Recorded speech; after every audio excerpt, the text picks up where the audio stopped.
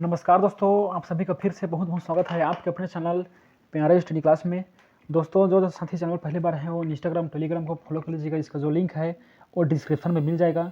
आप लोग डिस्क्रिप्शन में जाकर फॉलो कर सकते हैं। और यहाँ पर मोबाइल नंबर दिया है 9098206161 ये व्हाट्सअप नंबर है। इस नंबर पर जो है आप लोग मैसेज कर सकते हैं, जिससे आपको व्हाट्सएप ग्रुप में जोड़ दिया जाएगा, जिससे आपको चैनल से संबंधित या किसी भी गवर्नमेंट जॉब से संबंधित जो है नोटिफिकेशन आपको मिलती रहेगी। और यहाँ पर जो क्लास चलता है उसको भी देख लेते हैं दोस्तों। यहाँ पर प्री बीएड और प्री डीएलएड का जो इंट्रेंस एग्जाम है दोस्तों 2024 का, इस चैनल के माध्यम से हम लोग तैयारी करने वाले हैं। यहाँ पर जो रीजनिंग की क्लास चलता है दोस्तों वो मॉर्निंग में 11 बजे। स्पेशल जीके और जीएस की जो क्लास चलता है वो दोपहर 4 बजे। हिंदी की जो स्पेशल क्लास चलता है वो नाइट में 9 बजे। दोस्तों वीडियो अगर पसंद आया होगा, वीडियो अगर अच्छा लगता होगा इस चैनल के माध्यम से, तो कमेंट बॉक्स में जरूर बताइएगा। वीडियो अगर पसंद आए तो वीडियो को जो है शेयर और लाइक एंड सब्सक्राइब करते चलिएगा दोस्तों। और साथ साथ बेल आइकन को प्रेस कर लीजिएगा ताकि जो मैं अगला वीडियो डालूं आपके पास नोटिफिकेशन पहुंचते। तो चलिए दोस्तों स्टार्ट करते हैं आज की सेशन को, आज की इस क्लास को। चलिए साथियों, यहाँ पर पहला प्रश्न आपके सामने रहा। यहाँ पर यह क्वेश्चन जो है दोस्तों जीके क्वेश्चन है 2021 का, सामान्य ज्ञान का, प्री बीएड का, हमारा सीजी का है दोस्तों। और यहाँ पर क्वेश्चन को दिया गया है। यहाँ पर पहला प्रश्न आपके सामने ये रहा। और प्रश्न में जो हम लोग इसको लेकर आए हैं दोस्तों, जो पहले से राइट लगा हुआ था लेकिन उसको मैं सफ़ेदे में थोड़ा हल्का फुल्का मिटा दिया हूँ, लेकिन हमें प्रीवियस ईयर क्वेश्चन को थोड़ा देखना है और आप लोग भी इसको देखो। ऐसे से प्रश्न आता है दोस्तों जीके में। तो चलिए यहाँ पर पहला क्वेश्चन आपके सामने ये रहा। यहाँ पर कौन सा शिक्षा दर्शन शिक्षण में परियोजना पद्धति की अनुशंसा करता है? कौन सा शिक्षा दर्शन शिक्षण में परियोजना पद्धति की अनुशंसा करता है? तो प्रयोजनवाद करता है दोस्तों। दर्शन शिक्षण में परियोजना जो है प्रयोजनवाद अनुशंसा करता है। ऑप्शन नंबर बी वाला इसका जो है सही आंसर है। पहले से राइट लगा हुआ था दोस्तों, फिर भी इस क्वेश्चन को एक बार और देख लेते हैं हम लोग। प्रीवियस ओल्ड क्वेश्चन पेपर 2021 का, हमारे सीजी का प्री बीएड का है दोस्तों। चलिए साथियों, नेक्स्ट क्वेश्चन आपके सामने ये रहा। यहाँ पर योग सूत्र के रचयिता हैं। योग सूत्र के रचयिता कौन है इसको बताना दोस्तों। तो योग सूत्र का जो रचयिता है वह है पतंजलि। ऑप्शन नंबर सी वाला। ऑप्शन नंबर सी वाला यहाँ पर जितने साथी यहाँ पर ज़्यादा रहे यहाँ पर करेक्ट हो जाएंगे साथियों। चलिए साथियों, नेक्स्ट क्वेश्चन आपके सामने ये रहा। उत्तम स्वास्थ्य निम्न में से किन कारकों पर निर्भर करता है? आनुवंशिक कारक, ये भी जरूरी है दोस्तों। भौतिक वातावरण, ये भी जरूरी है। सामाजिक एवं आर्थिक वातावरण, ये भी जरूरी है दोस्तों। तो इसका जो सही आंसर है वो है उपरोक्त सभी, ऑप्शन नंबर डी वाला।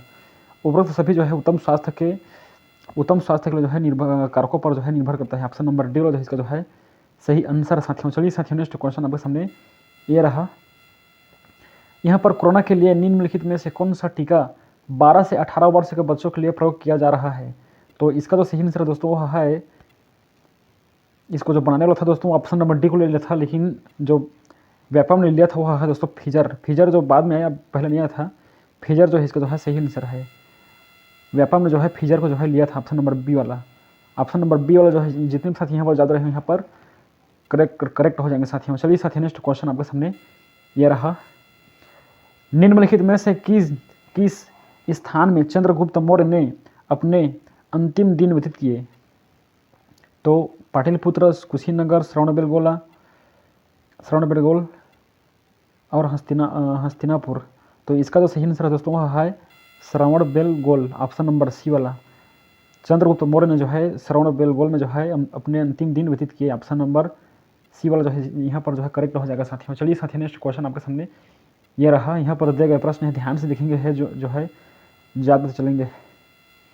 शिवाजी के तोपखाने का प्रमुख निम्नलिखित में से कौन था? शिवाजी के जो तोपखाने थे उनमें प्रमुख थे वो कौन थे? तो सिद्दी इब्राहिम थे दोस्तों, ऑप्शन नंबर ए वाला।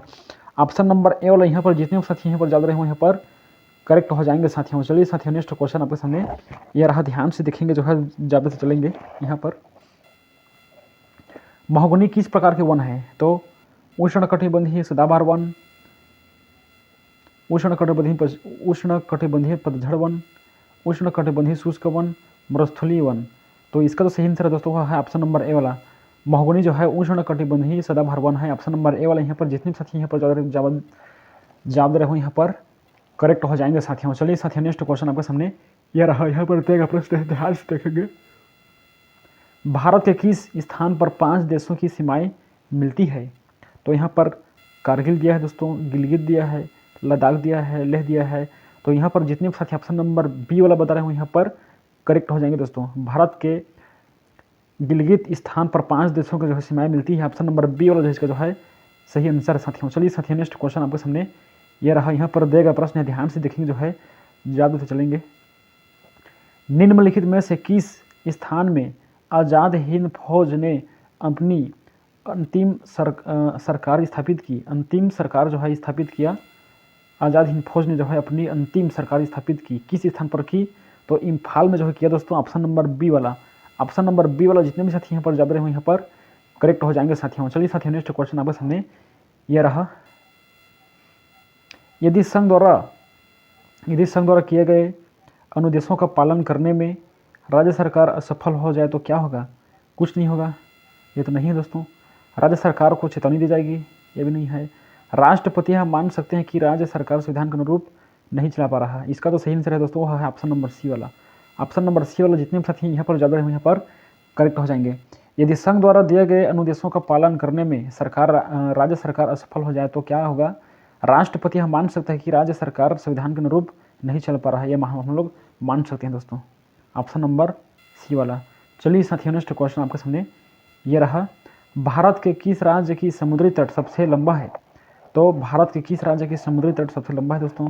तो समुद्री जो तट है लंबा है गुजरात राज्य के ही दोस्तों। ऑप्शन नंबर बी वाला। ऑप्शन नंबर बी वाला जितने साथी यहाँ पर ज़्यादा रहे हो यहाँ पर करेक्ट हो जाएंगे साथियों। चलिए साथी नेक्स्ट क्वेश्चन आपके सामने ये रहा।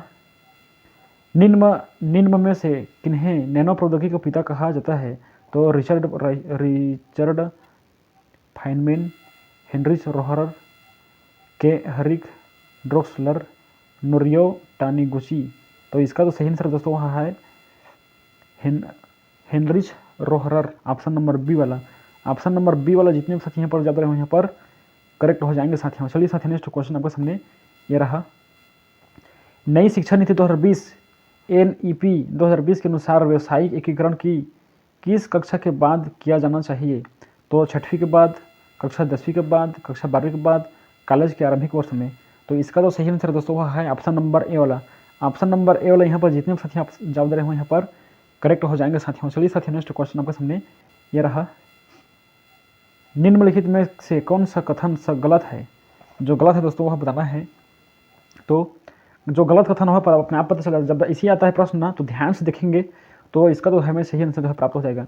बच्चों पहले ऑप्शन बताते हैं, बच्चों को ज्ञान का सृजन करने में सक्षम बनाने के लिए मातृभाषा का महत्वपूर्ण उपकरण है। मातृभाषा को जानेंगे तभी महत्वपूर्ण है, तो नहीं हो सकता दोस्तों। और बच्चों की सामाजिक पृष्ठभूमि उन्हें ज्ञान का सृजन करने में सक्षम बनाने के लिए महत्वपूर्ण है। ये तो गलत नहीं है, सही दोस्तों, ये भी सही है। भाषा शिक्षण बहुभाषिक होना चाहिए। भाषा शिक्षण बहुभाषिक होना चाहिए, ये तो होनी ही है।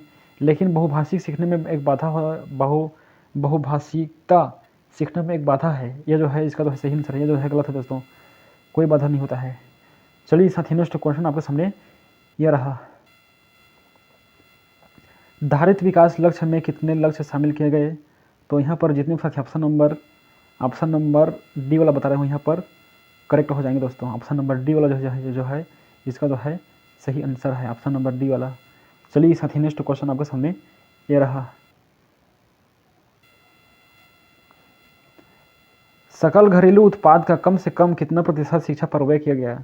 तो सकल घरेलू उत्पाद में जो है कम से कम कितना प्रतिशत व्यय किया गया है दोस्तों, उसको बताना है।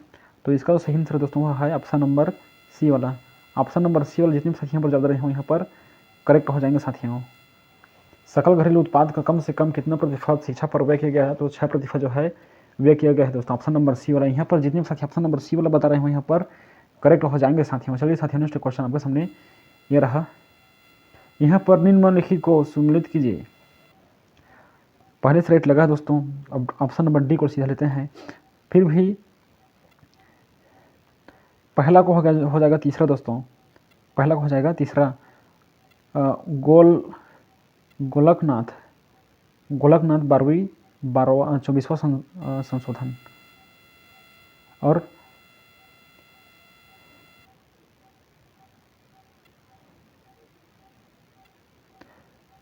उसके बाद है दोस्तों चौथा, दूसरा का चौथा हो जाएगा बी वाला का, और सी वाला का पहला हो जाएगा, और दल बदल निषेध का जो है दूसरा हो जाएगा दोस्तों, ऑप्शन नंबर दूसरा।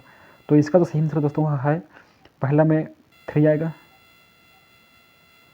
दूसरा में चौथा नंबर आएगा, तीसरा में पहला नंबर आएगा, और लास्ट में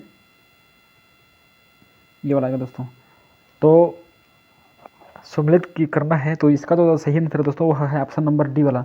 ऑप्शन नंबर डी वाला जितने साथी यहाँ पर जवाब दे रहे हो यहाँ पर यहाँ पर करेक्ट हो जाएंगे। चलिए साथी नेक्स्ट क्वेश्चन नंबर सामने ये रहा। संविधान का अनुच्छेद 246 संबंधित है। संविधान का अनुच्छेद 246 संबंधित है तो संघ सूची से संबंधित है दोस्तों, राज्य सूची से संबंधित है, और समवर्ती सूची में जो है संबंधित है, लेकिन अवशिष्ट सूची में जो है नहीं है दोस्तों। तो इसका तो सही आंसर दोस्तों ऑप्शन नंबर सी में जाता है। जितने साथी ऑप्शन नंबर सी वाला बता रहे हो यहाँ पर करेक्ट हो जाएंगे साथियों। चलिए साथियों नेक्स्ट क्वेश्चन आपके सामने यह रहा। भारत की जनसंख्या नीति 2020 का दीर्घकालीन उद्देश्य क्या है? तो जो भारत की जनसंख्या 2000 है दोस्तों, दीर्घकालीन उद्देश्य क्या था? तो स्थिर जनसंख्या की स्थिति को प्राप्त करना। स्थिर हमारे भारत देश की जो स्थिर जनसंख्या है उनकी स्थिति में जो जानकारी है उसको प्राप्त करना था दोस्तों। तो इसका तो सही आंसर है दोस्तों वह है ऑप्शन नंबर बी वाला। ऑप्शन नंबर बी वाला जितने भी साथी आप यहाँ पर ज़्यादा रहे यहाँ पर करेक्ट हो जाएंगे साथियों। चलिए साथियों नेक्स्ट क्वेश्चन आपके सामने ये रहा। भारत में भूमि सीमाबंदी की उच्चतम सीमा असिंचित भूमि में क्या है? लास्ट क्वेश्चन दोस्तों। भारत में भूमि सीमाबंदी की उच्चतम सीमा असिंचित भूमि में क्या है? तो 54 एकड़ है दोस्तों, ऑप्शन नंबर डी वाला। ऑप्शन नंबर डी वाला जितने साथी यहाँ पर ज़्यादा रहे यहाँ पर करेक्ट हो जाएंगे दोस्तों। आज की इस वीडियो में 20 क्वेश्चन देखे हैं। जो पहले से क्वेश्चन में टिक लगा था इसके लिए मैं आप लोगों से क्षमा चाहता हूँ, लेकिन मैं प्री बी एड हमारे सीजी का है दोस्तों 2021 का question paper, old question paper 2021 का जो है मैं लेकर आया हूँ ताकि आप लोग देखो ऐसा ऐसा प्रश्न आता है दोस्तों पेपर पे, आप लोग एक बार देख लीजिएगा। कल आएंगे दोस्तों 2022 का। तो मिलते हैं साथियों नेक्स्ट वीडियो में। जय हिंद, जय भारत साथियों, धन्यवाद।